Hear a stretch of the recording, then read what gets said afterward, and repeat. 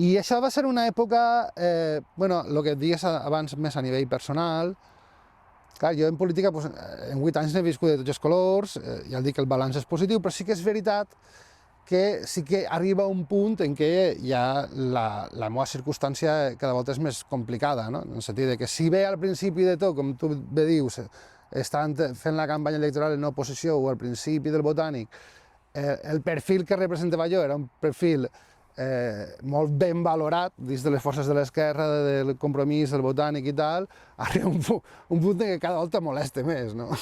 I clar, com més vas molestant, la situació es fa una miqueta més difícil. Jo no és que no acaba mal en ningú, de l'esquerra, ni del partit ni res, però sí que és cert que cada volta era com un poc més molest, no? Clar, bueno, jo recordo aquesta contradicció entre la política parlamentària i estar en el govern, que es fa complicat, no? Bueno, jo ho estic vivint d'altra forma i patint en algunes circumstàncies, però recordo també en la cas d'Esquerra Unida, no? La nostra diputada portaveu, que moltes vegades volia anar un poc més enllà, i estar en el govern també té frena, no? Aquesta contradicció és un poc de la que parles. Sí, el frena, i també estar en el govern i les aliances parlamentàries que tens, sí.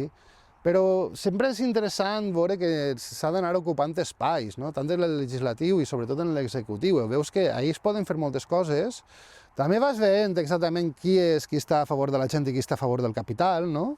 I per això és molt important que el capital aposta molt per a posar a seus en cada lloc, en cada secretaria autonòmica, en cada direcció general, com van a saco, no?